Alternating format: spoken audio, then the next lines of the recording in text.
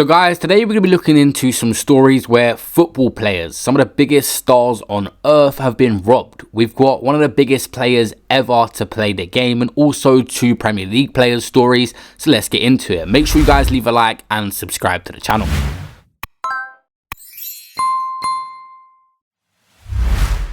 First up, we have the Chelsea player Rhys James. A gang of 5 men wearing masks and hoods knew exactly what they were looking for as they broke into Rhys James's house, but it was caught on CCTV. They actually took his Champions League winner medals. They put their getaway car on the blind spot of the CCTV, and at the time of this robbery, Rhys James was actually playing a game for Chelsea in a Champions League tie on the Tuesday when they struck.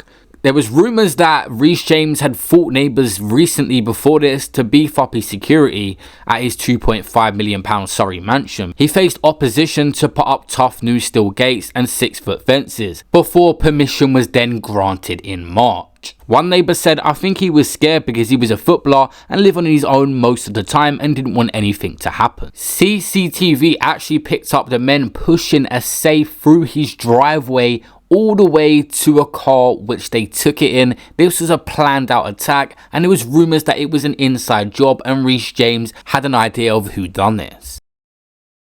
Rhys James said, "On the evening of the 14th of September 2021, when I was playing for my club in a return of the Champions League, a group of cowardly robbers broke into my house. They managed to collectively lift a heavy safe containing some personal items of mine into their car.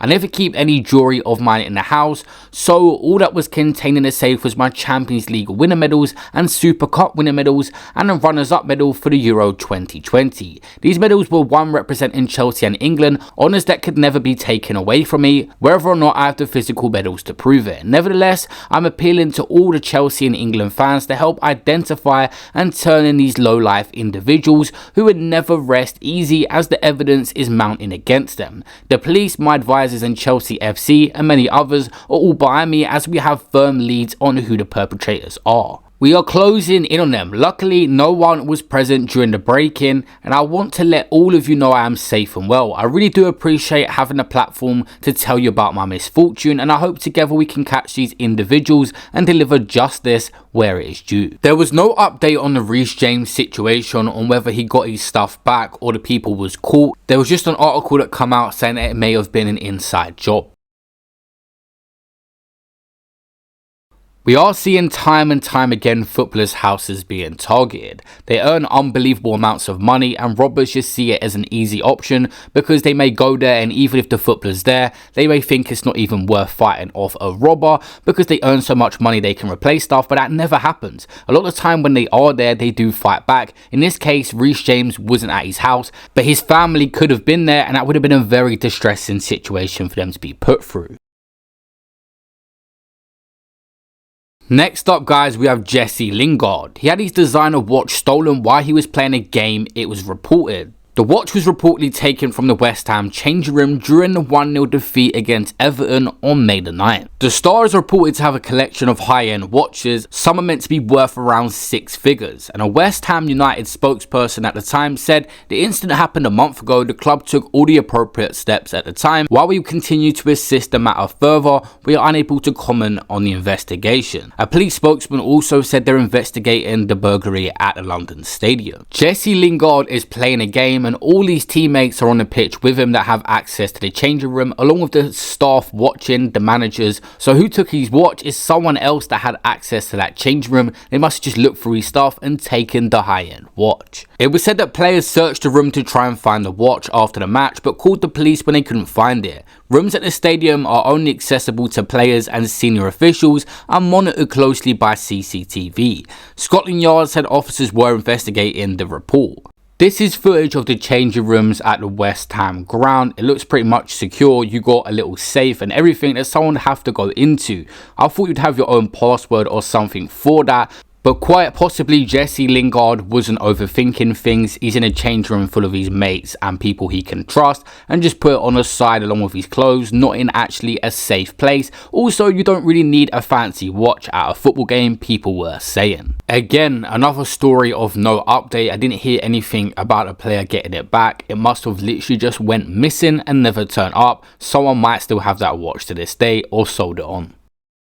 Lingard is on 80k a week salary at Old Trafford at the moment, so of course it's not a big L for him to take as it would someone that saved up their whole life for a watch of that quality, but it's just a principle. It went missing in the change rooms. Any player playing for West Ham doesn't need to rob a watch. It must have been someone who hasn't got much money but had access to that area. Last but not least, we have Lionel Messi. Some would regard the best player to ever play the game, and some would disagree with that statement. A gang of masked raiders robbed his hotel he was staying at in Paris as he had just signed for the club.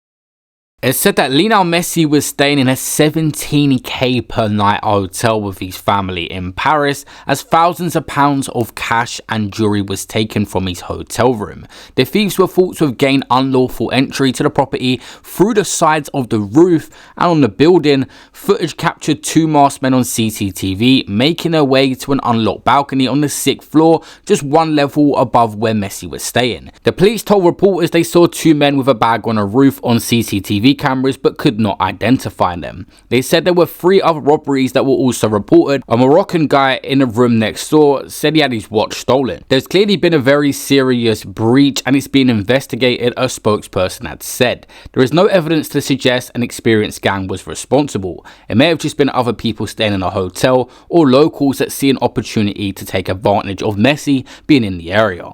In saying that, there was nothing to suggest that Lionel Messi was the person being targeted. Maybe the robbers just see a 17k per night hotel and knew anyone staying there would be rich and went through all the rooms. They obviously spotted some sort of security breach. It wasn't a bad L for Messi to take. The guy earns unbelievable money and didn't really have anything of that much value in his room to take a big loss. This situation could have ended up a lot worse if Lionel Messi was there at the time, and also they initially went through his room. Over the last couple of years or so, you've seen many footballers targeted. They earn unbelievable amounts of money, like I said in this video, and a lot of people see them as an easy option. But that's never been the case when I've covered it on YouTube. A lot of them do fight back. They are athletes at the end of the day, and still they have principle and not going to want their things that they've earned taken off them. If you guys want to see a part 2 where we talk about the footballers that have fought back people that have tried to rob them, then leave a like down below. That is it for this video, guys. Also, make sure you subscribe to the channel with the notification bell included, and I'll see you guys in my next video. Peace out.